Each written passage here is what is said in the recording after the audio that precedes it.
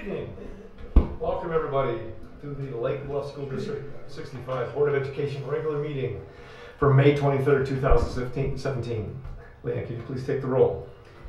Susan Ryder. Here. Philip Hood absent. Mark Berry. Present. Leanne Charlotte present. Julie Gottschall. Present. Richard Haig absent. John Morrison. Here. Good, so we have a quorum and we can begin. And we are going to start our meeting with the Pledge of Allegiance. So if you guys will please stand and join me. Pledge of Allegiance to the flag of the United States of America and to the republic for which it stands, one nation, under God, indivisible, with liberty and justice for all.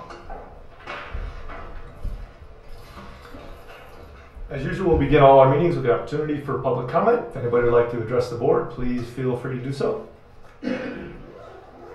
Not seeing anyone, we'll go on to the next item 5, the addition of a discussion item. If anybody in the board would like to raise an item for a future agenda item or for discussion tonight, please let us know. Or if you want to, you can send an email to myself or Dr. Sophie anytime.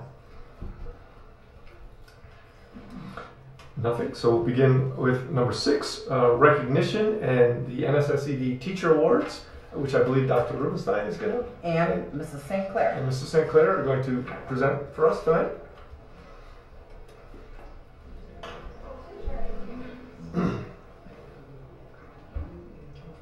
So we, for the last 2 years, have actually had some staff nominated for a couple of the awards, and so we wanted to recognize 2 staff members who were nominated for the Dave Peterson Outstanding Educator of the Year Award through NSSED. It's a very, very high honor, and so tonight with us, I'll recognize Lynn Persky and Kim Novak. Kim was actually recognized last year as a nominee, and so Kim is here in the black, and then Lynn was nominated and recognized this year as a nominee for the Dave Peterson Outstanding Educator of the Year Award through NSSED. And for those of you who don't know who Dave Peterson is, he is a former superintendent from NSSED who exemplified outstanding characteristics and really caring for all students with disabilities. And so certainly our 2 teachers up here, Kim Novak and Lynn Persky, demonstrate those characteristics. So please join me in congratulating Kim Novak and Lynn Persky.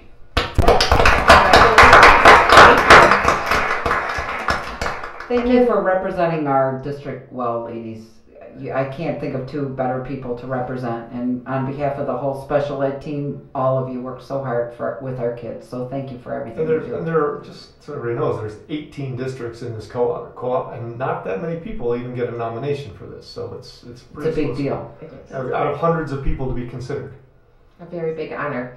And last week I got the pleasure of attending the NSSED Awards with Sam Marshall here in the stripes.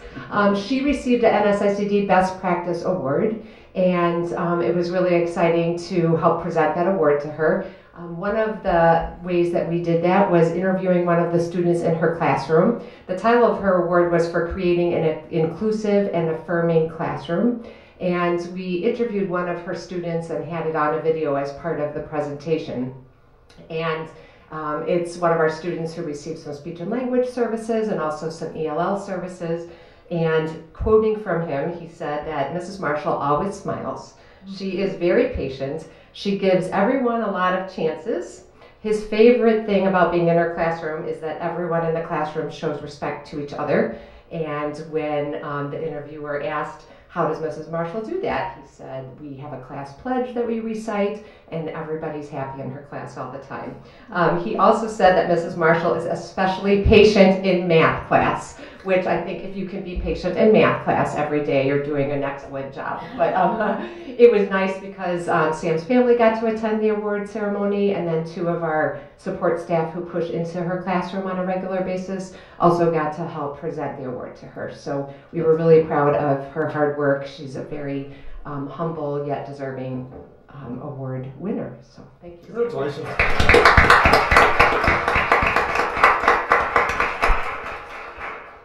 Thank you for doing what you do, all 3 of you. We appreciate it. And Margaret and Kevin, I'd like you guys to prepare some kind of a press release that I can give Jill so we can get that out also. Thank you. Thanks, ladies. Thank you. All right, so now we're going to move on to a few retirement resolutions. If we must. If we must. Yeah. It's true. Before Mark starts presenting the resolutions, we have two retirees tonight, both very, very classic people, so I'm going to ask them to come up. Kathy Derrick and Tom Brown.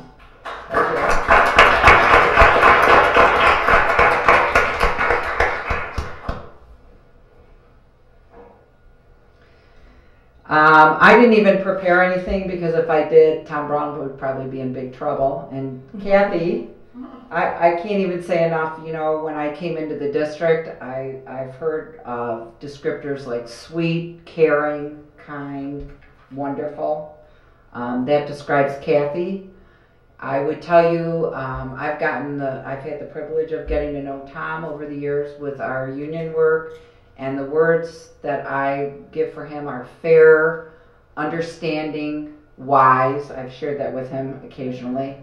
And I think that as I share with you every year, it's hard with retirees because you're so excited for them that they're moving on to this next stage of their life. But it also makes me sad because they're people that we're really going to miss as a staff. So I wish both of you well. I still have several weeks, in fact, longer than most school districts in the state to spend with you for the next few weeks. But I wanted to give a personal thank you to both of you because you've both been wonderful to work with. And I'm going to turn it over to Mark. So we have a couple of resolutions to express our gratitude. But before we start, I just wanted to ask both of you the same question. I noticed on Catherine, it says you have been with Lake Bluff Schools for 11 years. And how many years have you been in education? This will be 35. Great. And Tom, it says you've been at Lake Bluff for 34 years? Yes. And how many years in education? 35. 35. Great. Amazing. Any other questions? No, that's it. I'd just like to highlight it. Kathy, while she has only worked for us for 11, they've all been with our school district because they've been through NSSED. So it's been contractual. So 11 directly for the district and 14 others through NSS. Oh, really?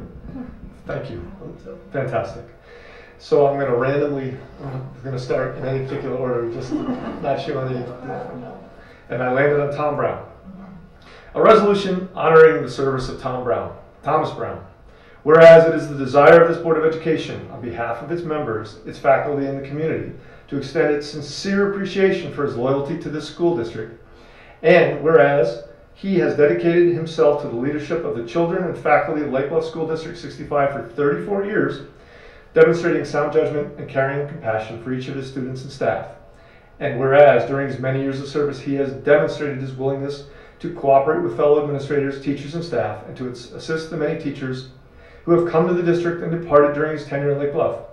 Therefore, be it hereby resolved by the Board of Education, District 65, Lake Bluff, Lake County, Illinois, that there be extended to Thomas Brown its appreciation for his contribution to the children and families of the school district. Dated this 23rd date of May 2017 at Lake County, Illinois. Thank you very much.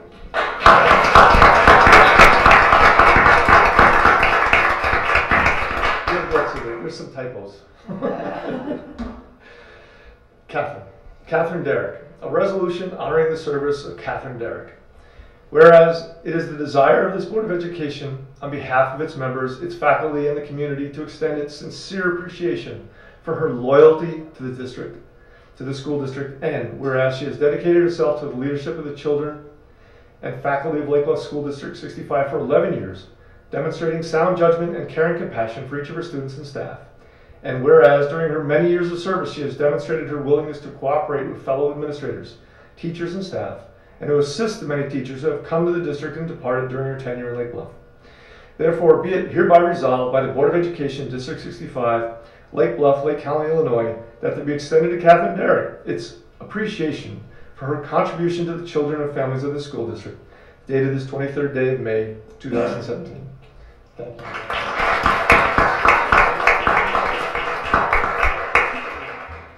thanks for your help, for your sincere service over the years. It's been fantastic.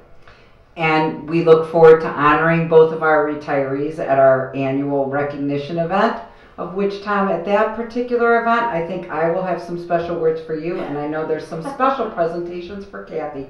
So it will be an afternoon to remember for all. Thank you both.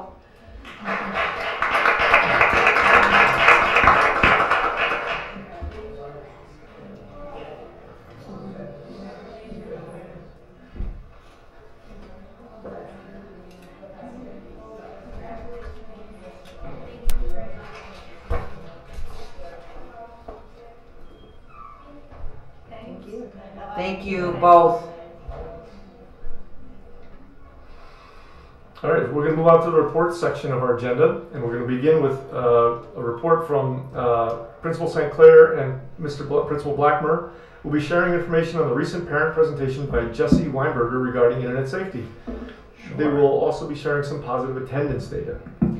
The attendance data we don't have, that's my fault, so we'll share that at the next meeting. And Kevin is also presenting with them because his report ties in with theirs, so it just makes it easier. All right. Okay. So just as a reminder, each year the PTO works with both of our schools to help to identify some enrichment programming to bring to the school. And so this year they helped us with Jesse Weinberger. Jesse is an expert in the field of internet usage, internet safety, and really spends a lot of time studying how students are using technology and interacting with the social world that also exists. Originally, when the program was planned, it was intended for the LBMS students, so 6th, 7th, and 8th grade, and as conversations took place with PTO, we made the decision to have the 5th graders at LBES participate as well. So there were meetings that we had prior to Jesse actually visiting the school that kind of framed up appropriateness for age groups, etc. So she met with 5th grade individually, 6th grade, 7th grade, and 8th grade, and then she met with the parents.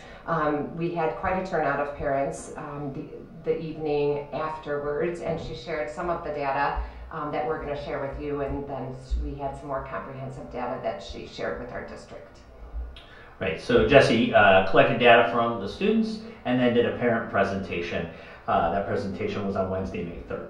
So, as requested, we were bringing back some of that data that she collected to share with you. Some of it may be alarming too, so I think you need to preface that.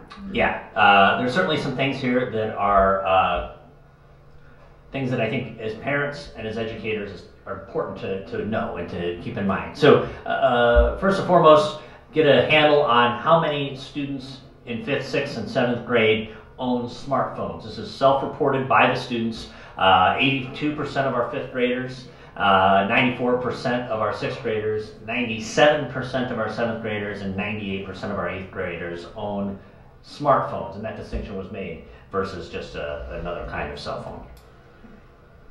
And then the students self-reported on excessive use. So she did not define that term. She let the students kind of define that on their own. And the 5th graders reported about 27% of them said that they use their cell phones excessively. 7th graders were up at 77%. I mean 6th graders, I apologize. 7th graders at 61% and 8th graders at 61%. How many students were polled? So in the 5th grade, all the students who were at school that day, so that was around 90 students in 5th grade. And then we're a little over 100 students in each of the grades 6, 7, and 8. Okay. So in this graph, and of course it's hard to read, so I'll describe it for you, but the blue bar represents the percentage of students who reported that their parents attempt to set limitations on their technology use specific to the cell phone. The red bar represents the number of students, the percentage of students who comply with those efforts on the part of their parents. So you can see that in 5th grade, approximately close to 70% report their parents are putting restrictions, and about the same number report that they comply with those. Those numbers fall off a little bit in 6th and 7th and seem to rebound a little bit in 8th. Hence middle school. Another thing that she asked the students was their use of certain apps or social media platforms. And so you can see on the left, 5th, 6th, 7th, and 8th grade, and on the top, all the different avenues that they have. So Instagram, Facebook, Kik, Twitter, Snapchat, Pinterest, Ovu, Omegle, and Musical.ly. So some of those we even, as educators, did not know a lot about. Some of the ways that she defined those were platforms in which students can either live stream videos of themselves. Those would be things like Musical.ly and Omegle. Sites like Instagram. There is what did they call that, Kevin? Do you remember the name? Right. What's So the a bottom line synchronous platform for Instagram would be that if you have followers, everyone else can view your pages. So though Instagram at times might seem like a benign site, there are a lot of ways for people who don't know children to kind of view their pages and then also view all of their followers. So if I have 100 followers and I'm following Margaret, my 100 followers are now Margaret's 100 followers. So you can see by looking at the chart, again, the numbers are pretty telling that, you know, most of our students are pretty active on things like Instagram, Pinterest, Snapchat. Some of the others are a little bit lower, but they all are platforms which we want adults to be aware of what our students are doing when they are visibly or visiting those sites. And perhaps one of the other important things to keep in mind is that the terms of service for these platforms has an age restriction of 13. Obviously, the majority of our 5th and 6th graders and some of our 7th are not there. So that's something that we wanted to mention as well. Now, this is a slide about gaming. And so as you look at the first column, Minecraft public, meaning playing on a public server. So if a student is playing Minecraft on a public server, they're able to interact with people from around the world. And so there was a distinction made. If you're playing Minecraft on a standalone machine, you are not able to interact with people playing the game elsewhere. So in that case, 14% of our 5th graders, 13% of our 6th graders, 64% of our 7th graders, and 4% of our 8th graders reported gaming in that fashion. The second column here, Call of Duty is a game, Halo and Grand Theft Auto, well, excuse me, Call of Duty and Halo are both considered first-person shooter games. So they do come with a rating of mature, as does Grand Theft Auto, which is what you might imagine based on its title, a game about stealing cars and doing all kinds of other sort of illegal activities virtually. So I should also mention one of the things that both Margaret and I had noticed as we were going through the questions about these apps and about these games was a level of enthusiasm on the part of our students that was, I think at first for administrators, concerning, alarming. We wanted to jump up and tell them to stop being inappropriate or disrespectful to the presenter. She kind of gently gave us one of those to say this is part of the exercise. And we came to realize that observing that was valuable, observing the way that students interacted when you talked about Call of Duty, when you talked about Halo and Grand Theft Auto, and to see the excitement was as much a part of the exercise for us as adults as it was for her to collect the information. So in 5th grade, we've got 20% reported playing these games, 6th grade is 40%, 7th grade is 48%, and 8th grade 37%. And then the final column there is just simply a culmination of any collaborative gaming defined by a game that you could play and play against people from around the world through the internet, not necessarily in the room with you. And there is certainly a large number of games that fall into that category. So after she gave most of her talk with the students and really talked about some of the dangers, she did do a survey of the students. And part of that survey was asking students what they might change after participating in her programming. And this is where, you know, some of the data is concerning to us and to any of the adults who interact with our students. I think for parents, this was also really kind of chilling to hear at the presentation that she gave to the parents. So if you look over on the left, 5th, 6th, 7th, and 8th going down. So some of the promises to change. Block strangers who are followers. You can see those numbers. Change usernames and your bio settings. So she talked a lot about not giving identifying information in your bio. So those numbers represent percentages? Numbers. So, Number of yeah. Okay. Although they're pretty close to percentages because we had between 90 and 100 students in each grade level. So stop viewing pornographic material. You can see alarming numbers there for, as far as I'm concerned, for young students, 5th, 6th, 7th, and 8th grade. But we didn't get a percentage of kids in different grades that are looking at pornographic material, did we? Or did you and it wasn't? These are the ones that are saying they will not. Yeah. But we didn't measure how many already are, correct? There's some other comments that come up on here. Yeah, that might During answer the that. presentation. Another column, stop sexting, and then that was something they would change, and then a promise to change would be to delete certain apps. So larger numbers there. You read the data correctly. That's why. Any other questions on that one? I was trying to bring out how many kids are viewing pornography because statistics that I've been familiar with are that the average age of first exposure now is 9. And I think that's a surprise to most parents It in our is. district. Absolutely, and she did share that both with the students and the parents. And again, these are students who said they were going to stop doing that. So how many parents attended the presentation? We estimate about 150 were there. And will the others who didn't attend have access to the results? We're still talking through that, I think, because the staff doesn't even have the results yet. the interesting part was that the question and answer session with Jessie Weinberger lasted for an hour. I know she was finished presenting at 9:15 or so, and I know Nate stayed behind till about 10:30 with parents. So I think parents definitely were unhappy with what they heard, but in a way that they wanted to learn more and make some changes. All right, so in this slide, this was a continuation of things that students promised to do. One of the things that seems to have resonated with a large number is the notion that your camera on a device could in fact be compromised. 22 of our 5th graders indicated they'd be covering their cameras.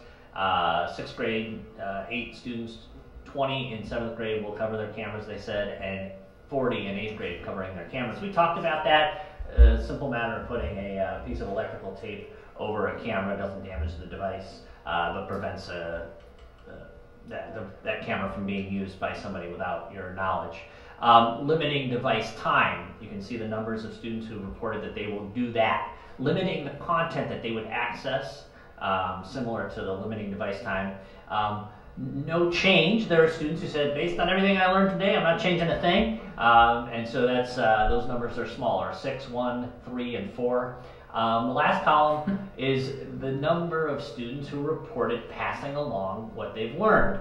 And I'm happy to report one 7th grader said they would do that. Leading the charge.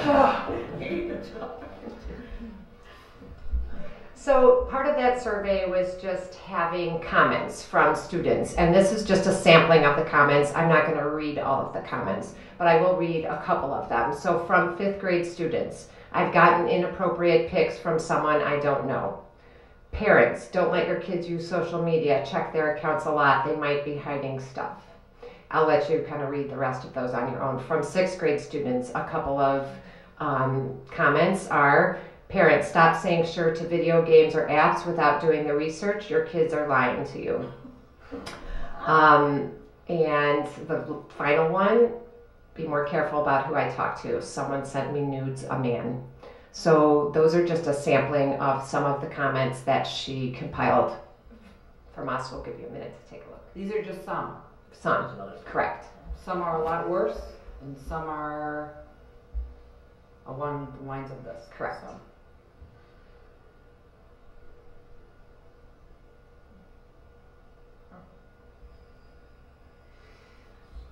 All right. topics broken down by 7th and then in 8th grade. Some of the commentary about information to post is where this comment came from. Jesse talked with students about not only their own profiles, but the kind of information that their parents may be posting about them on Facebook. So that comment, parents stop posting about us on Facebook, is where that's come from. Other comments about accessing pornographic material on YouTube. There was a comment about deleting my vault. That was something that I know a lot of parents expressed concern and shock about, is an app called the Vault, which by appearance, when you look at a student's phone, looks like any other calculator app that you might find. In fact, when you open it up to use it as a calculator, it functions exactly like a calculator app. However, if you put in a specific code, a sequence of numbers, it opens up an entirely new page that would house all of the applications that you didn't want your parents to see, thus the name Vault. So she spent some time talking about that as a concerning app. So students actually said that they'd be deleting that as some promises in 7th grade. Sexting and cyberbullying happens here, was a comment that a student made. Please keep helping us be safe. We need help. We need our parents.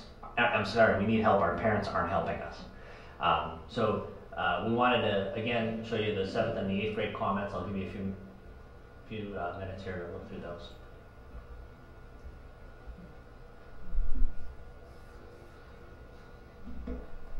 Okay.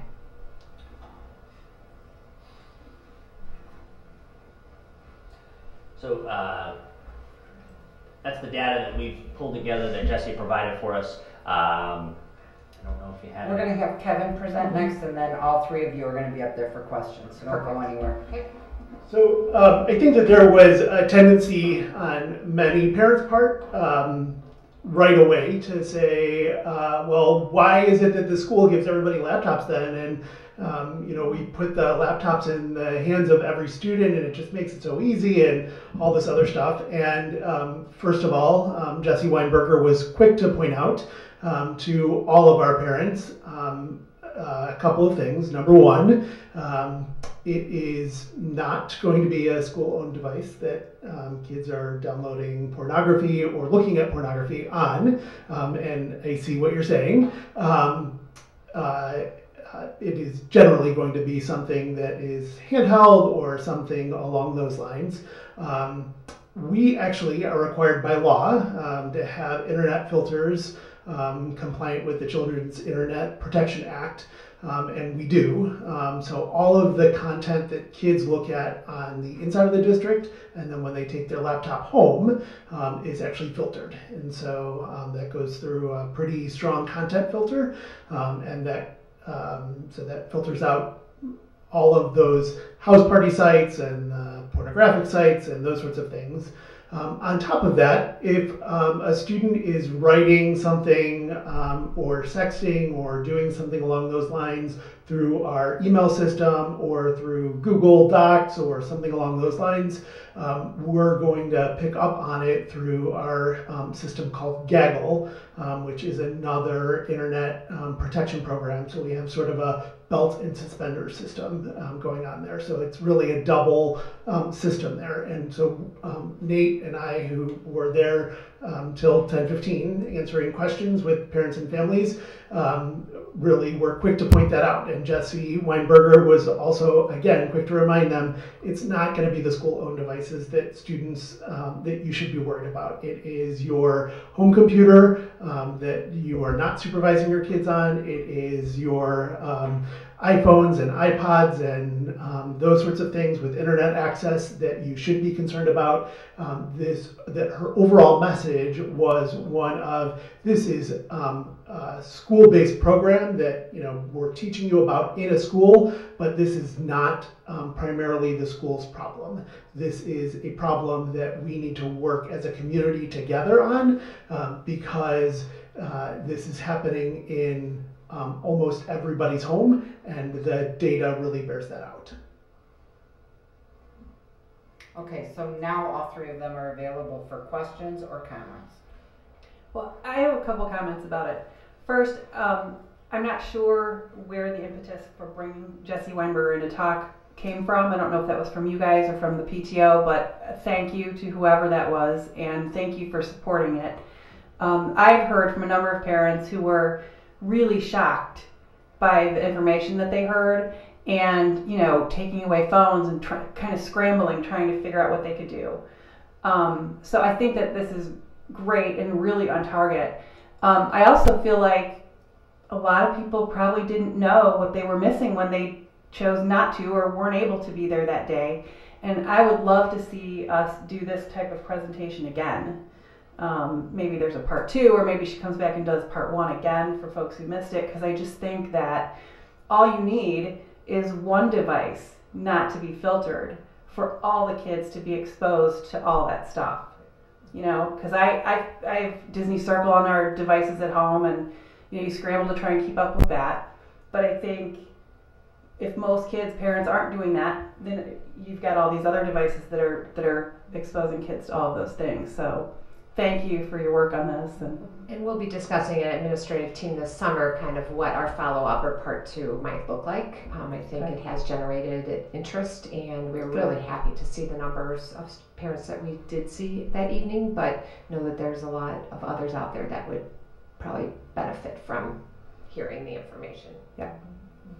Maybe the only thing that I would add to that is that while the program was quite long, a good portion of the program was sort of generating awareness for the risk that exists.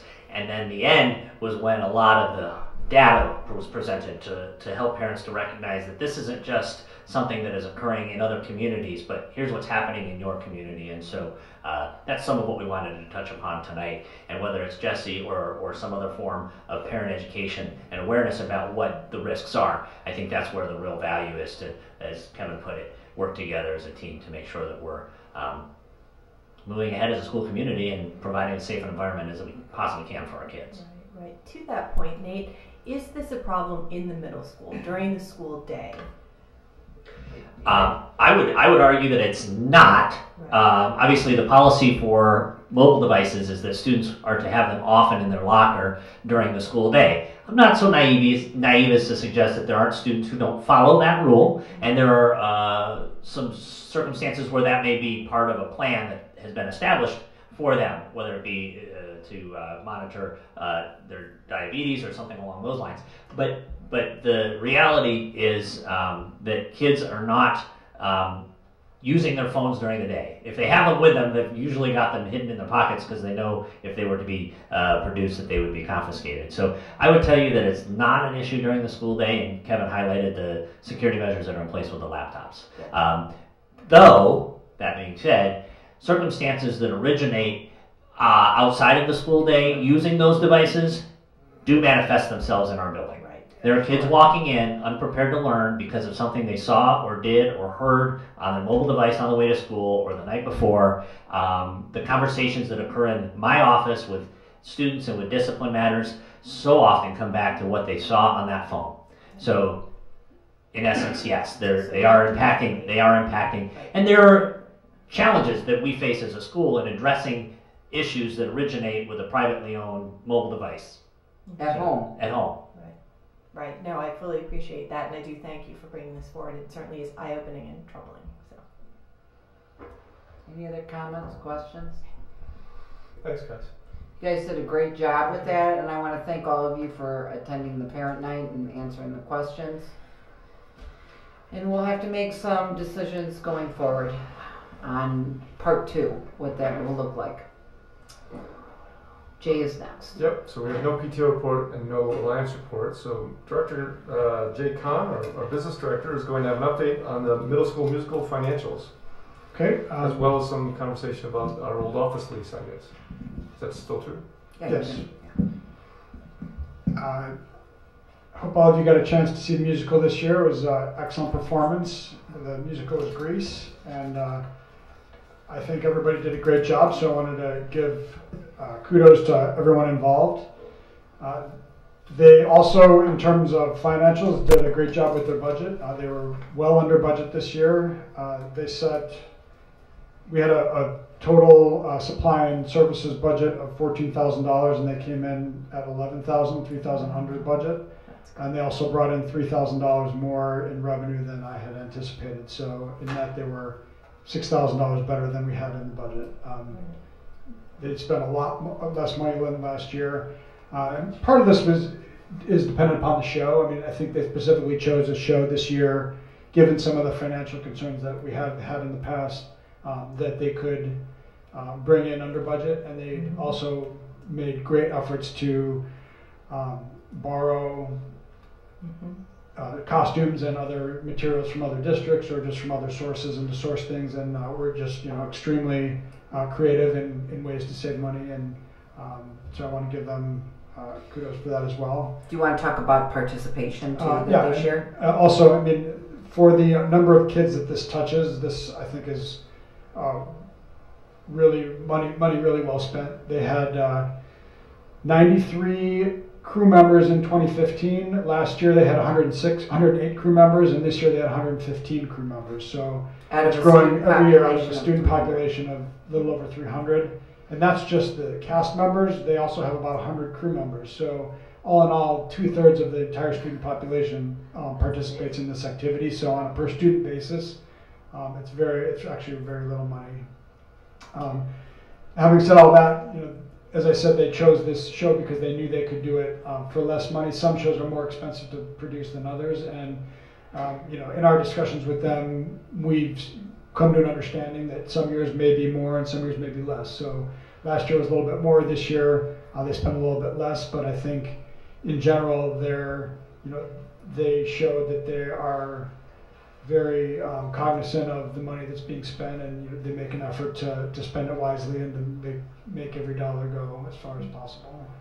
My recollection is that last year was considerably more, not just a little bit more, but almost. I mean, I'm not counting the stipends in this, but last year they spent they spent $19,000 last year. They spent $11,000 this year, so it's $6,000 less, 2/3 of what they spent last year on the budget. Yeah. And I think they said that a lot of that was costumes and set design. Like if you've got a fantasy production, there's a lot more set design that needs to be done.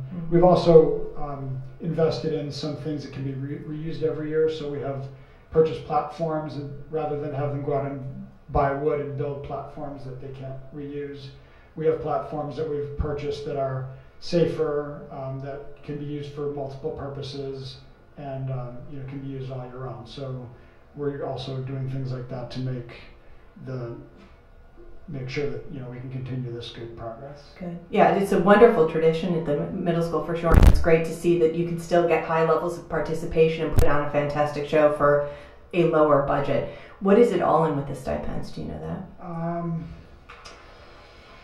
Well, and with the stipends, we spent $38,000, and we brought in $18,000, so it was about a net cost of $20,000.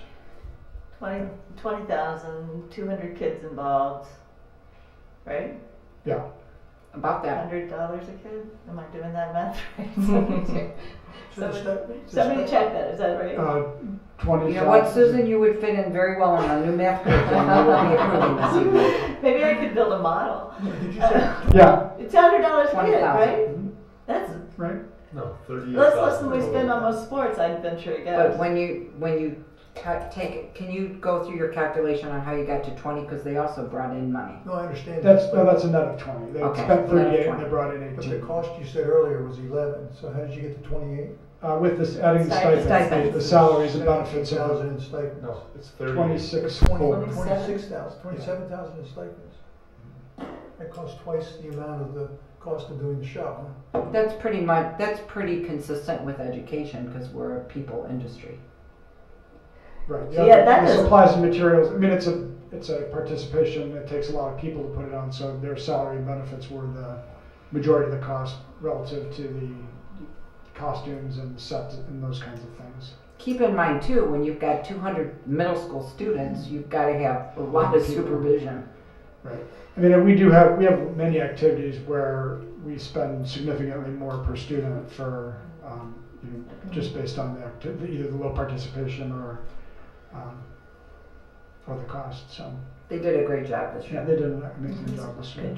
Yeah, I'll just speak to the ingenuity of pulling the costumes from borrowing from, I don't know, one of the districts out west. There are some And- districts they shared with us that are more prone to share than others. Well, I'm sure, and I'm sure, like anything, it probably depends on personal relationships. Names. But we turned high school jumpsuits into middle school jumpsuits for that Grease Lightning. Right. So, and there's a lot of work that goes into it. And I think if it's $100 a kid, like where do you get another bargain like that? But They have 2/3 of your student population involved in a musical. It's short of spectacular. And I would also say that I would be concerned if we were spending more on the production values than we were on the people. I mean, it really is the people that make that special. So that's a lot in stipends, but again, going back to the number of kids we enhance, whose education we enhance in such a significant way over the course of a couple of months. It's not just a little time they're spent doing that. I mean, they're invested in it. Anyway, I was also very excited to see the principal at Lake Forest High School came to the Saturday event, and it was really great to see her because so many of our kids are involved over there. Jay, you also have news on our lease. I have one last question on that. Do you, off the top of your head, know what the all-in number was last year? I do. Last year we spent, I just can't see. He's starting to need glasses. Me I too. thought I'd show that out. He can't read his text messages anymore either. Last year we spent 45,000 and brought in about 20,000, so it was a net of 25. Okay. Thanks.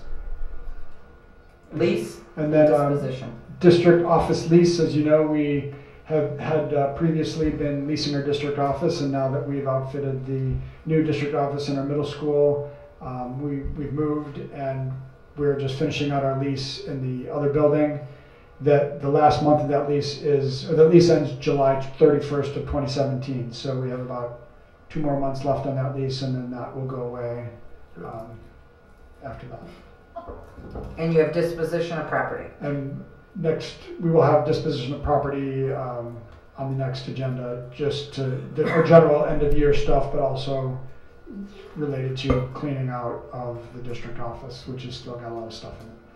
I'd just like everybody to know that we have at least one viewer at home because my son just texted me to say that 100 was the number. Thanks, Zach. Those Nielsen ratings are skyrocketing. He's very proud. Are we all done with the reports? Yeah, we don't. No report? We're all done I with don't the have a reports. report. Okay, so we're going to move on to discussions. And Jay stays on the mic for his presentation of the 2017-2018 tentative agenda. Tentative budget. It says agenda right here. Cross that down. You're right. Go for it. Last time I took you through the amended budget for this year.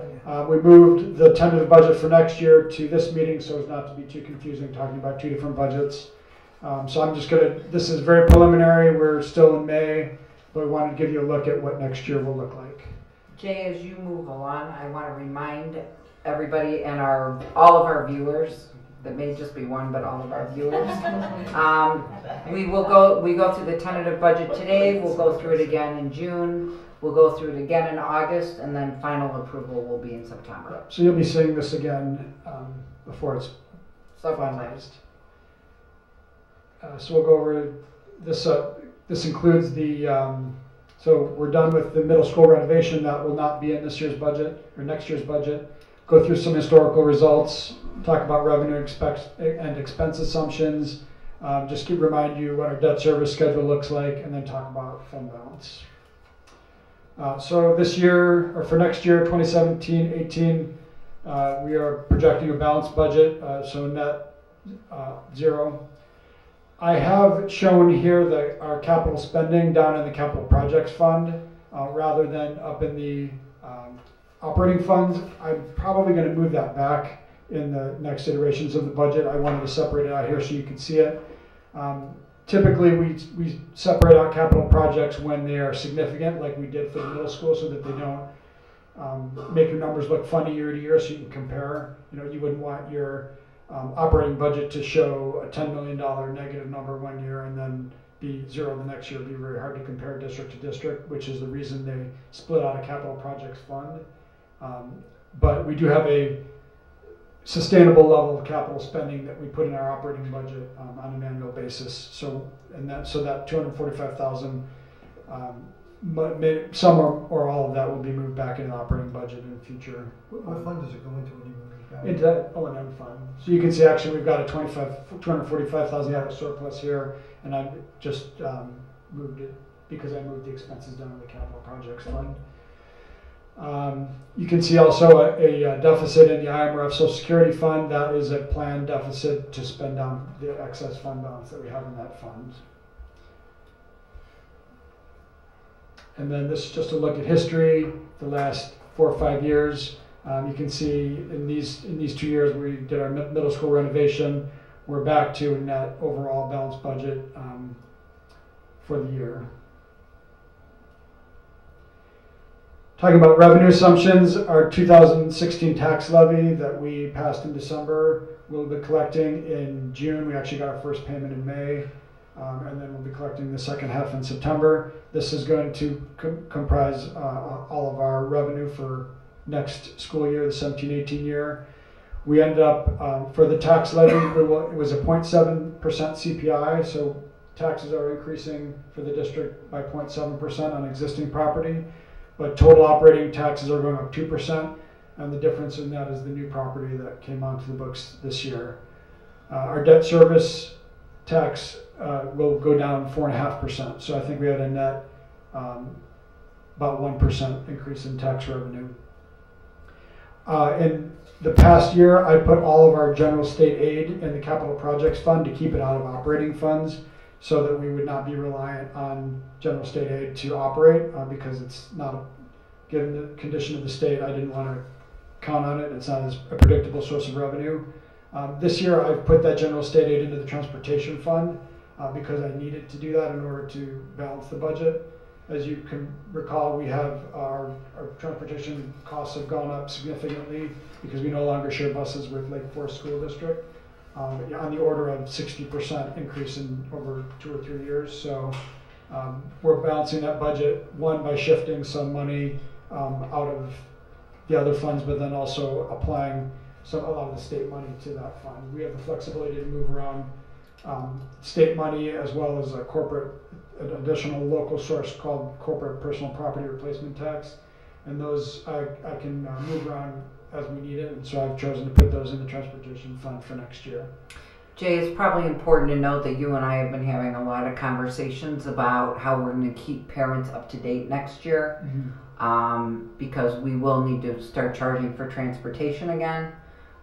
So we're in preliminary discussions about that, even if we were thinking about possibly having an ad hoc committee next year for a 1 year as we explore and look at our different So as we look for other sources of revenue, this is the way we're funding it next year, is to use these sources of revenue. I'm also counting on 2 payments of categorical aid, and I'm actually forecasting for next year that we will get the second and third payment from this year in next fiscal year. So the state is quite behind in making their payments. This fiscal year we received last year's 4th quarter payment and this year's 1st quarter payment, and I'm not expecting anything else for this year. So what's budgeted for next year is actually not next year's categoricals, it's this year's categoricals, but I'm still counting on 2 payments in order to balance the budget. And then, as I said, also shifting some of the local revenue to transportation. So just to look at the revenue, you can see in our education fund, our revenue is actually decreasing by $350,000. The big increase again is in transportation. Some of this was planned. I had been spending down the transportation fund balance because we were getting tax objections since we had so much extra money in that fund. But I did not anticipate the big increases in cost. So that some of this shift was already happening. And then our capital projects fund is actually going down quite a bit because we'll be done with the middle school project. Just to look at where our revenue comes from, it's still predominantly property taxes. You can see our state pie, the slice of the pie from the state has gone down a little bit. It's typically about 4%. I'm counting on 2% next year. We get very little federal money, and then the other local money is largely in fees. Talking about expenditures, salary increases, the Teachers Council average increase for next year is 3.8%. The board, on approval for tonight, are the increases for the support staff and administration, and that's forecasted at 3%. No change in FTE, and we had our 2 retirees here today, so that has been wrapped up into the forecast as well. We have a very good insurance renewal, actually a stellar insurance renewal. Our co-op overall did very well. And even though we were not one of the best performers in the co-op, we were benefiting significantly from that, largely from their remarketing of our prescription drugs. Our PPO is going up a little less than 2%, our HMO is almost flat, and our dental, which is a very small cost, is going up 6.8%.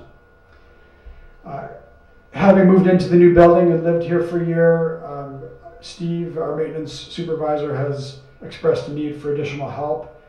During the day, I think the lunchroom setup has taken a lot of time from our guys, and then also just keeping the district office and the extra spaces clean, the different materials, that different floor finishes and things like that.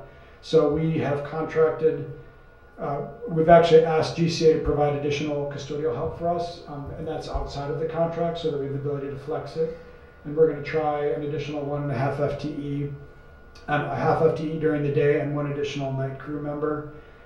This is again outsourced, and if we find that we don't need it during the year, or if we have busy times and light times, we can flex that additional help as we need it. There's about $50,000 in the forecast extra to accommodate that need. The district office lease is going away. That is about $60,000 a year, and then now that we're moved into the new building, we had a lot of kind of one-time costs of moving in that will go away next year's budget. Also expenses that we hadn't taken on the past couple of years, knowing we were probably going to do a renovation. A lot of the things we did in conjunction that we had delayed, like installation of security cameras and things that made sense to do all at once. We have a couple of special education students graduating, so that expenditure will be going down slightly. Our technology spend, we are on an annual technology refresh cycle. This year we're currently leasing 3 sets of computers, so we're going to finish the cycle next year and add an additional lease so that we have a 4-year lease for our staff, and then we're leasing the middle school computers for 3 years. And so we started with the 6th graders who have kept theirs through 7th and 8th, and then the 6th graders, and then the following year we'll be in 7th grade next year, so we need to lease 1 more set of computers for the new 6th graders. We're expanding Chromebooks into 4th grade. Currently they're only used in 2nd and 3rd grade, so we'll also be bringing for approval an additional expenditure for Chromebooks. And then under the federal library program, we'll be buying we have some money left over that we applied for, and we'll be buying some new servers and switches, just infrastructure investment that will be refunded by the federal government. And then lastly, we're looking at redoing our website for next year, and that expense is also in the budget. We have a new math curriculum at the middle school that we're prepared for, and then transportation costs, our regular transportation costs are going up 28% next year over this year. And that works out to about an 18% overall increase, because some of the other costs, like special ed transportation, aren't going up. So the average is 18%, but the regular transportation, which is the bulk of that cost, is going up almost 30%. Jay, ballpark, the magnitude of transportation expenditures is how much? It is going up from 600,000 to 700,000. So it's an additional 100,000 for next year, and this is about $100,000 more than last year. So, 200 over the course of 2 200 years. over the course of 2 years. And I think that's So you can see our our operation and maintenance spending is going down a little bit, but again, that's because I moved some of that capital spending out, so that will probably be about flat. Our education spending is roughly flat. Transportation is going up. We've already discussed that, and then IMRF is going up as well. Capital projects, again, our project is done, and then our debt service is going down because we refunded some of those bonds this year and reduced our interest payments. This is another view just by object. So salaries are going up to roughly 3%, which makes sense. That was the increases that we had discussed. Benefits about 1%. Purchase services, contracts for cleaning, things like that, going up 2% in line with CPI. And then I see supplies and capital spending going down. Again, we moved into the building, we had a lot of expenses this last year in both supplies and capital. And then dues and fees are roughly flat. And then again, just a breakdown of our expenditures. If you include debt service, then salaries and benefits make up roughly 2/3 of our budget. It's about 3/4 of our budget excluding debt service. The next biggest chunk is purchase services. A lot of our, because our transportation and night custodial is outsourced, and then really supplies and capital and dues are a very small percentage of our budget. Just looking at our debt service, this is this current year, so you can see a reduction for next year, and then we'll hold about flat, and you can see it sort of increases gradually just as the maturities fall out. But this, and this is net of all of the debt restructuring we've done. So we've refunded probably over $25 million of debt in the last several years, saving I think $4 million of interest payments. And this is the net result of that. And also we've leveled out our payments. So it looks like it's increasing. It's between $2.1 and $2.4 million. So it's a pretty flat debt. So a lot to be said for all that work. So yeah, the board's done a lot of hard work, and I think the taxpayers will see that in their tax bills. Yeah, this isn't like to scale, right? So well, it starts at zero. So it looks like it's a bigger increase than it is just by the percentage increase of the lines, but it doesn't start until 10 million or whatever that number is down at the bottom. That's zero. No, that is zero. 5.51. So what did you say? 2.1 to 2.4. 2.1 to 2.4. Yeah. Net. Over 10 years. And then the so drop it's a $300,000 difference in 10 years. Yeah. Right. And that's an aggregate per household. It's a fairly small difference. And then it drops down here as this is the 2008 debt that has been refunded several times, but that was for the elementary school, and when that's completed, the only thing left is the debt service extension-based debt that we issued to pay for part of the middle school. Actually, if you look at it and you cut it right about here, this portion of the debt is what's funding the part of the middle school that we did not use fund balance for, and then the balance of that is still paying for the elementary school. I think I'll come back and rerun for school board in 2030 when the tax rate. How old? No, 2029, then you can take credit for it. And then you can take credit in 2030. And then one last look, this is our fund balance projection. So this is based on where I project, based on actually this year's amended budget, ending balances, and then with next year's balanced budget. So we're still expecting right now, 38% of operating expenditures on the whole. However, it's not that even. Our fund balance and transportation will only be 18% of operating expenditures at the end of next year, which is largely due to the increase in expenditures and the fund balance being reduced a little bit more than I had expected. So we'll be shifting some revenue around and maybe bolstering that a little bit. But in general, we're still very healthy and right in the middle of the fund balance policy range set by the board. What was that range again? It's 30 to 50%, so we're almost in the middle of it. So what does next year look like? This is the end. This is the following year. Well, so are we going to see some projections? I do have some long-term projections. There's been a lot of discussion in the legislature recently about property tax freezes, and I've heard anywhere from a 2-year freeze to a permanent freeze. I think there's a lot of political will behind it, and I think taxpayers are very interested in it, and it's something that they're trading for an income tax increase. So if really the state is very unbalanced and they're way behind in a lot of things, and in order to balance the budget, they need an income tax increase. One of the ways they're going to get it is by trading the property tax. They passed an income tax increase today. We'll see if the governor signs it or vetoes it, or if it passes the House. There's a lot of stuff going on. If there's a property tax freeze, things would look very different. So, Jay, based upon what happens in the next couple of weeks, we could have some long-term projections available for the June meeting? Yeah, I mean, I have them already, so we could have something available, and I can show you kind of best case or status quo with the freeze, without the freeze. But that's probably the biggest impact to our school district. So of course, when the legislature decides that they're going to raise income tax and lower freeze property tax, then no doubt they're going to extend much more support for the schools from the state. They will.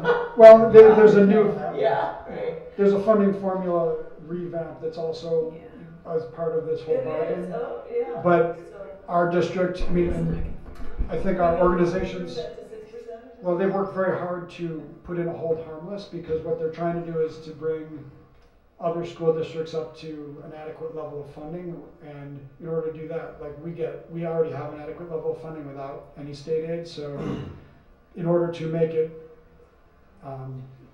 palatable, they're putting in a hold harmless, so we won't lose money necessarily, but we're not going to gain any extra money. There are districts who will gain a significant amount of money because they're currently very underfunded and don't have the property tax base that we do.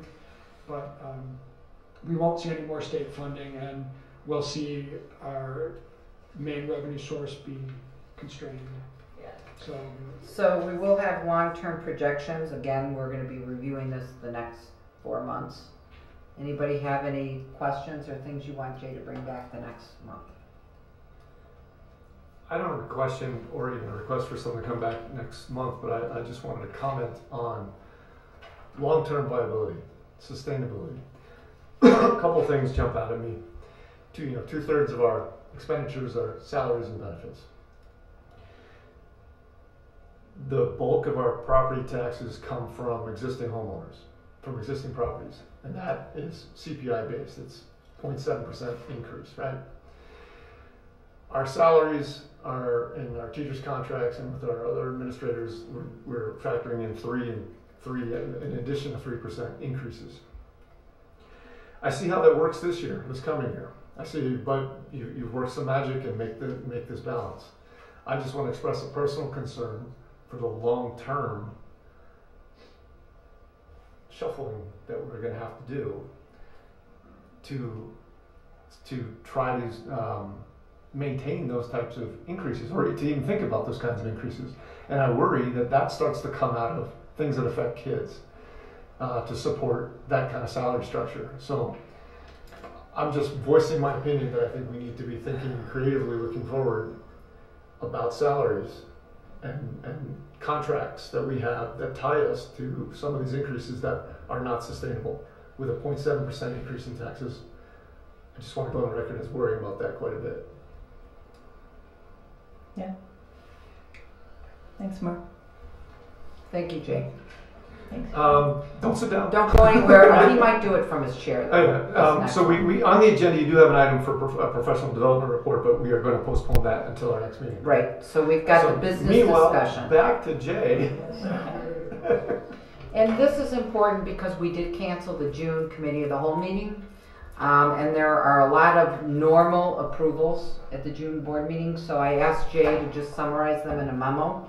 So once again, you just know what's ahead of you for approval at the next board meeting. Okay. Yep, so I'll just go through the following items. The majority of these, again, we do annually, so there's things that you've seen before. We have the approval of the Prevailing Wage Act. Now that you're all there on board, right? They've all seen this now 3 times, so they're experts. We would like to extend our GCA janitorial services contract for an additional year, so that we will bring back. The increase for that is tied to CPI. That'll be going up 2.1% next year. Annually, we have to approve the transportation safety hazards. We're not recommending any changes from last year. That is something we will be also evaluating this year, looking at our routes and determining, based on sidewalks and traffic flow and speed, which routes are deemed to be safety hazards. It ties into the whole transportation discussions that we'll be having. Another good thing for the ad hoc committee to Exactly. address, yeah. We have to approve our annual banking depositories, so there'll be an approval for that, and then also just we'll keep you informed of our collateral agreements. Last year, the board approved a matching contribution to employee health savings accounts, and we're recommending that you extend those contributions for next fiscal year. Again, we had 1 or 2 people We had one person take advantage Okay. of it, so All right. it has. We're still trying to get some critical mass there. some momentum.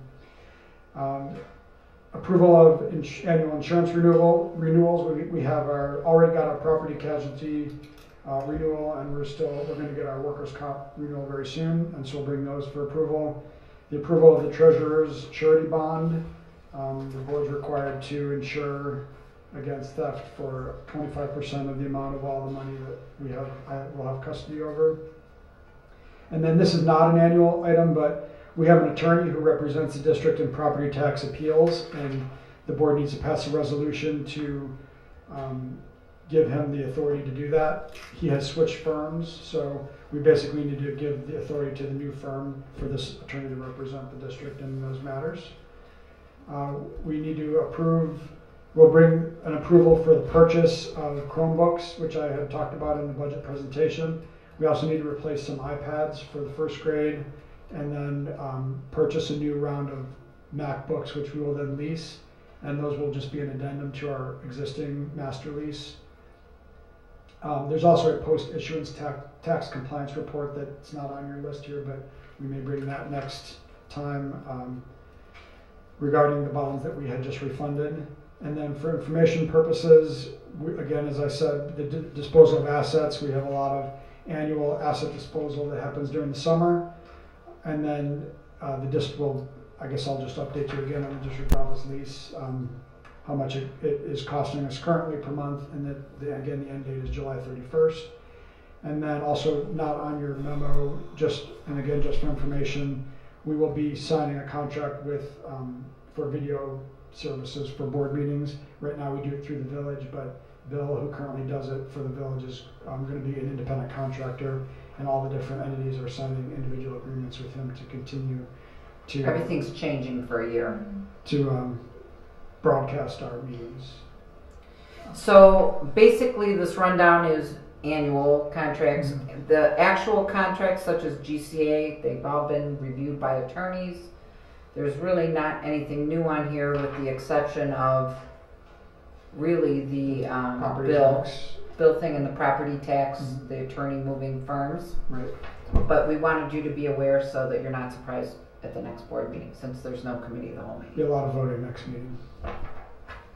Any questions? All right, so we're going to move on to item 8D, our policy meeting update, and I think Dr. Sophie is going to begin that discussion. Our policy committee met, as you well know, to discuss student safety issues, both just safety technology-wise, safety from any possible harm anywhere that the school district is responsible for. We have many policies we're going over. The overarching messages were we want to make it easier for parents so they can see all of our policies that this really applies to. So one, either report or a master policy that has everything in it. That's number one.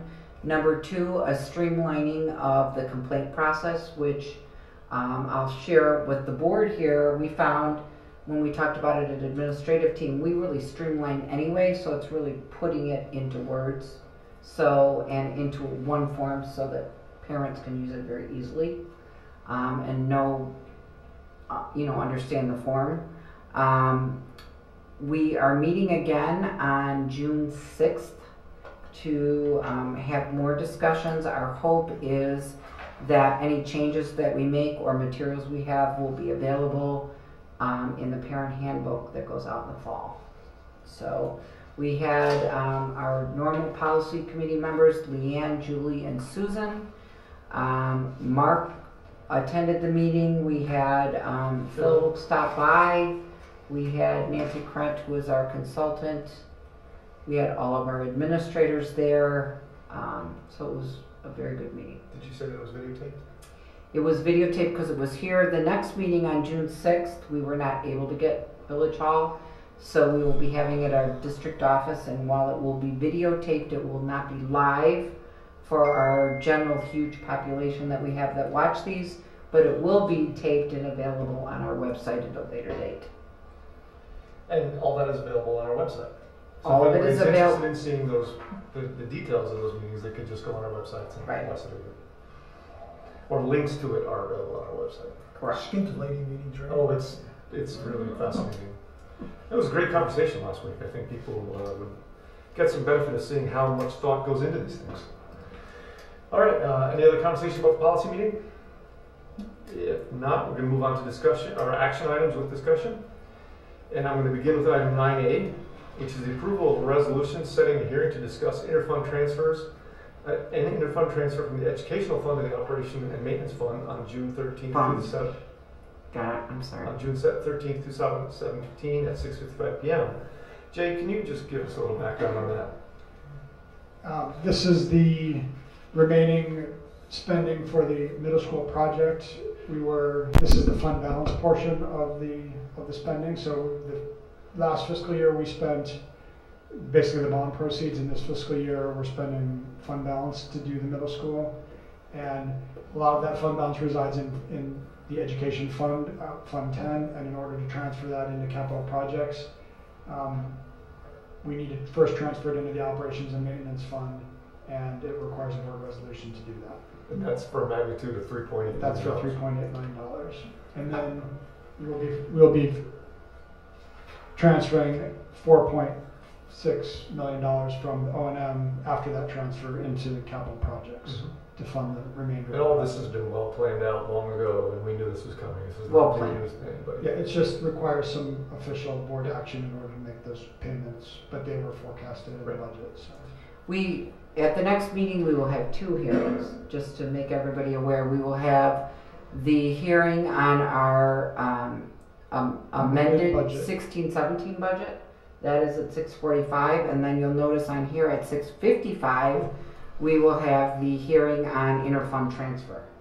So we have two hearings. We published notice publicly that we're doing all these things and given the time and date of the hearing so people could come and give testimony if they choose. Any questions or comments, guys? Okay, may I have a motion to approve the resolution setting a hearing to discuss interfund transfer from the educational fund to the operations and maintenance fund on June 13th, 2017 at 6:55 p.m. So moved. Second. This is just a set of hearing, right? This is Just a set of hearing. So kind of all in favor? Aye. Opposed? So motion is passed. All right, item 9B, the motion to approve Lake Bluff Middle School math curriculum adoption as presented at the May Committee of the Whole. And if you recall, Kelly Bay and Mr. Blackmer and several teachers presented to an extensive presentation to the board about that curriculum at our last meeting. Is there anything else we want to say about that?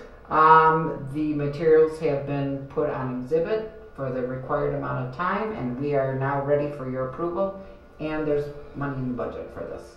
And that discussion is available on the video if people are interested in Correct. looking back and seeing it. Correct. Any other questions or comments? So may I have a motion to approve the Lake Bluff Middle School math curriculum adoption as presented at the May Committee of the Whole meeting? So moved. So moved. Second. Roll call vote, please. Charlo, yes. Gottschall? Yes. Ryder? Yes. Barry? Yes. Merson? Yes. Motion is approved. 9C, approval of field trips. In alignment with board policy 6:240, all field trips must have the superintendent or designee's approval, except that field trips beyond a 200-mile radius of the school or extending overnight must have the prior approval of the school board. So, in this regard, we're going to need a motion to approve the 2017-2018 field trips, consisting of the 5th grade Atwood trip, the 6th grade Springfield trip, and the 7th grade outdoor ed trip. Also note that the board approved the Washington D.C. trip in a previous meeting in April. Any questions or comments? I have one quick comment. Yep. Just a comment. We still need you to vote on it tonight. There's a possibility we may be looking at the Springfield trip and making that one long day field trip rather than an overnight. But we need the flexibility, so we need you to approve it this year. If we decide to do the one long day field trip, this will not be brought for your approval anymore because it's not an overnight and it's not within, well, actually, I don't know how many miles Springfield is. It might be beyond the 200-mile radius.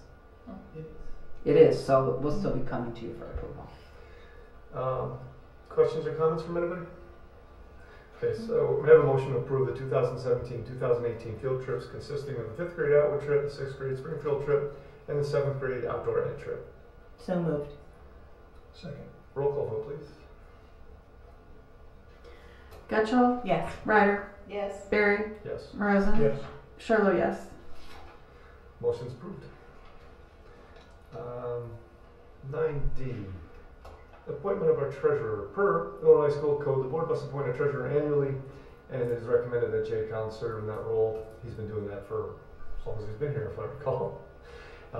Any questions or comments? We have a motion to approve Jay Kahn as the school district treasurer, as we do on an annual basis. So moved. Second. Roll call vote, please. Ryder, Yes. Barry, Yes. Marzen, Yes. Charlo, yes. Gutschall, Yes. Motion is approved. 9E. 2017-2018 administrator contracts. In this case, we are talking about contracts for Mr. Jay Kahn, Mr. Kevin Rubenstein, and Ms. Tracy Rurick. Other contracts will be dealt with at the following meeting, specifically Mr. Blackmer, Ms. St. Clair, and Ms. Bay. In this case, again, we're talking about Jay Kahn and contract including a raise of 4%, Mr. Kevin Rubenstein, which is a raise of 4%, and Tracy Rurick, which is a raise of 3%. These raises do represent market adjustments compared to our comparable districts because we needed to get their salaries more in line with the competition. Any other questions or comments before we go to a motion and a vote?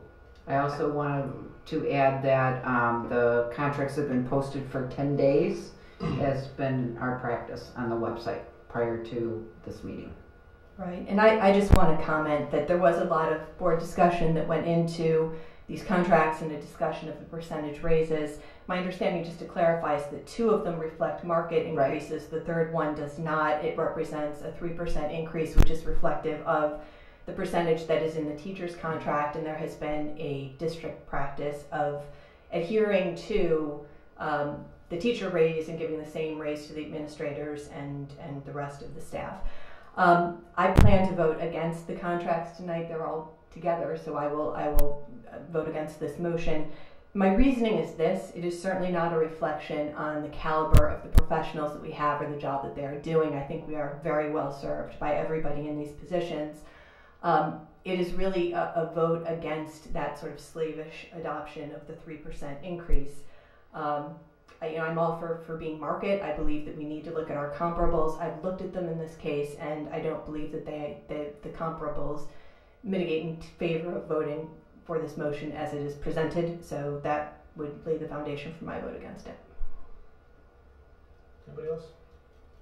Okay, may we have a motion to approve some of the 2017-2018 administrative contracts, including Jay Kahn, Kevin Rubenstein, and Tracy Rurick. Other contracts will be addressed at the June 13 board meeting. And by the way, all these contracts are available in the board packet, and like Jean said, have been available on the website for 10 days. So moved. Second. Roll call vote, please. Barry, Yes. Marzen, Yes. Charlo, yes. Gutschall, No. Ryder. Yes. Motion's approved. Agenda item 9F, approval of the 2017-2018 non-licensed staff compensation. And in this case, we're talking about a 3% increase to those personnel, and the details of which are included in the board packet. Any questions or comments about that before we vote? My comment would be the same here. It's the 3%. I think Mark actually spoke quite eloquently to the fact that it's not a sustainable model. COLA this year was 0.3%, yet we're going to give a 3% increase across the board in salaries. This is simply not sustainable. And so to be the lone, one to speak out against that, I just feel like at some point we have to start to change the whole assumption, and that's what my vote reflects. As for me, if I were going to vote no, which I won't, I would vote no because I think this is not enough. If I'm going to change the culture, I'm going to change it at the top, not at the bottom. And so I will vote, in favor of it. But I understand what you're saying, that we need not slavishly follow the contract, but this isn't where we make that stand. Anybody else? All right, may I have a motion to approve the 2017-2018 non-licensed staff compensation of a 3% increase? So moved. Second. I can second things. Yes, you can, and you did. Roll call vote, please. Ryder. Yes. Barry. Yes. Morozen. No. Charlo. Yes. Gotcha. No. The motion is approved. Item 9G, approval of amended 2017 Board of Education meeting schedule. Let's see. That could be a voice vote. Yeah. Because there's no money. This was just reflecting the change in the end of the school year, right? Because we didn't use all our snow days? Cancellation of June, no. The item G This is the board amended board meeting. Yeah, So it's the cancellation of June 6th and August 8th board meetings. sorry about that. Okay, may I have a motion to approve the amended 2017 Board of Education meeting schedule, taking off the June and August committee of the whole meetings? So moved. Second. All in favor? Aye. Opposed? Motion's approved. The approval, item 9H, approval of the 2016-2017 final school calendar. This is changing to reflect that we have not taken emergency days. Yeah. Yeah. Hopefully no snow in May and June. Yeah. No rain. Question. John, please don't say that. No flood. We've had that before. We've had a flood day in May. So I may have a motion to approve the 16-17 final school calendar now showing that we have not taken any emergency days. So moved. Second. All in favor? Aye. Opposed? Motion passes. Okay, personnel report. In this case, we are talking about a licensed new hire, Amber Youngman, speech and language pathologist, replacing Emily Anderson effective August 1st of 17. A licensed FMLA leave for Angela McNicholas at the middle school, a 7th grade language teacher, for the 17-18 school year effective August 1st of 17. And that's it. Questions or comments? May I have a motion to approve the personnel report for May 23rd, 2017 as presented by the administration? So moved. Second. Roll call vote, please. Ryder. Yes. Barry. Yes. Morozen. Yes. Yes. Gotcha. Yes. Motion is approved. And finally, tonight under action items, our consent agenda. This month, our consent agenda includes open session meeting minutes from April 25th, 2017, regular Board of Ed meeting, our May 9th special meeting, our closed session meeting minutes from April 25th, 2017, regular Board of Ed meeting, and our May 9th, 2017 special meeting. Would anybody like to have any of that pulled out to be discussed individually? No. Okay, so we're now going to make a Well, motion. you also have P card report. Oh, sorry. Thank you. This also includes the P-card report, the bills report, the impress report, and the treasurer's report. Don't want to forget all that important stuff. So, still nobody needs anything pulled out? So, may I have a motion to approve the consent agenda for May 23rd, 2017, as presented? So moved. Second. Roll call vote, please. Gotcha. Yes. Ryder. Yes. Barry. Yes. Morozen. Yes. Charlo. Yes. Finally, FOIA reports. Did we have any FOIA reports this week? We had a couple that we added to our log. And they're detailed in our log online. If anyone Correct. wants to see the details of that. finally, we end with our agenda item number 11, request for public comments. If anybody would like to address the board, please feel free to do so. If not, or if you would like to reach out to us, our email addresses are on the website. So at 8:31, we have a motion to adjourn. So moved. Second. All in favor? Aye. Opposed? We're adjourned. Thank you very much. Thank you.